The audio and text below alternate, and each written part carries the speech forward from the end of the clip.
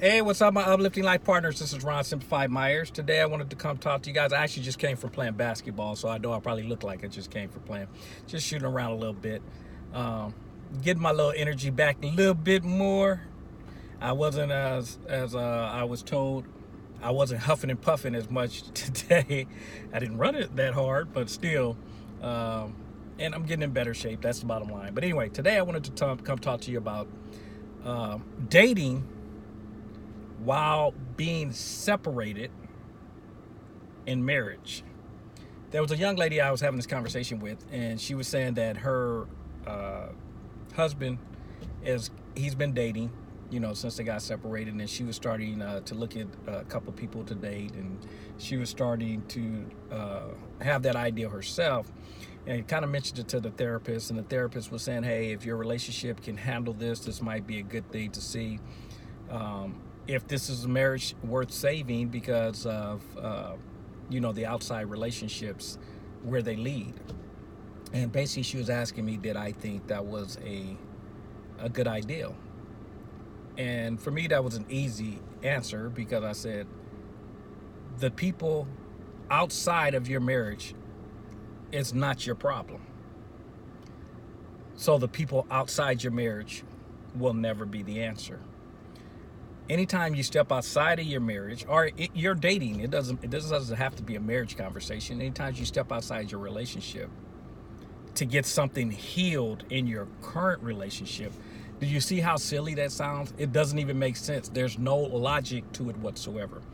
I know some people say, well, it tests to see if my other relationship, if it's really strong. No. If you want to see if your relationship is strong, get in with the person you're in a relationship with, have a conversation, communicate. Like I said, there's two keys to relationship.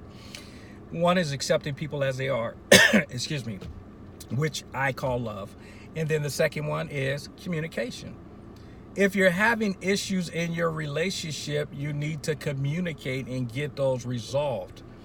Outside people are never, ever the answer. The more outside people you get involved, the more friction and problems you're going to have in your relationship. That includes therapists, counselors, and any third party. The only reason a third party is neutral is when you and your partner refuse to communicate. This is again, I say we're making this stuff way too complicated. If we're willing to communicate and we're in this together, we're willing to compromise, which is the key to relationships also. And again, I didn't say sacrifice, because there are people that say, well, anytime you're in a relationship, you have to be willing to sacrifice. No, you don't. Sacrifice is win, lose. Somebody wins, someone loses. That should never be taking place in your relationship. See, people don't understand what compromising means. Compromising doesn't mean I get what I want. It means we figure out a way we both win in this situation, where nobody walks away and feel like they lost. That's what compromising is. It's a win-win. But anyway, that's a whole nother video, which I have done in the past. But bottom line, when it comes to having outside relationships, I want you to think about this. You're messing with someone outside your relationship. Isn't there a chance that you might start to get feelings for that person? Maybe they're doing some things for you or to you that your partner's not doing to create friction. See, that's how a lot of affairs get started, because you tell this other person all the intimates in your marriage, all the problems you're having with your partner, the conversations you should be having with your partner, you're having with this third party.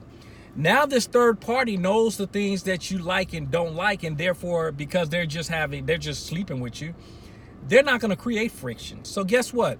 They're going to do the things that you like and not do the things you don't. Why? Because they're just trying to continue to sleep around with you. They're not in a committed relationship with you. They're not going to create friction. So of course that relationship seems incredible. Right? Because they have nothing to lose. The person that's in the marriage is the person that you guys are going to have conflicts. That's the key to making it work, is we talk and we work through those conflicts so that we become stronger as a unit. Not bring in a third party and think that they're going to heal our situation. So, and I do know there are therapists that kind of teach that mentality, you know, the testing of the outside relationships and all that. But those are some of the therapists that are into sleeping around to begin with. They're into the sharing partners and they're into that kind of stuff. I'm not. I'm gonna tell you now, I ain't sharing my partner with nobody. You can call it what you want. Some people go, well, you're jealous. Yep, I'll use that word too. You can call it what you want. I'm not sharing my partner with anyone.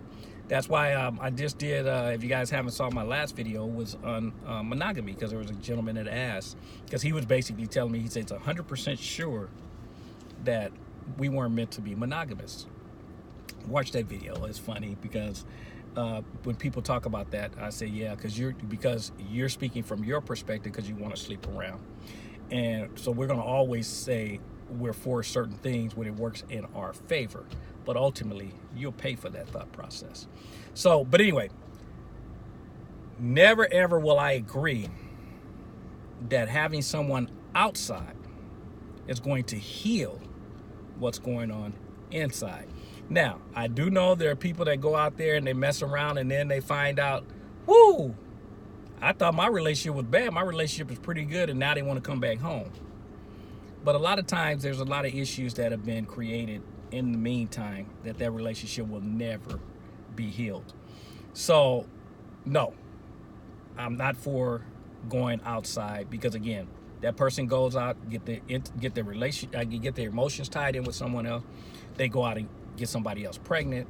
They go out, they get a disease.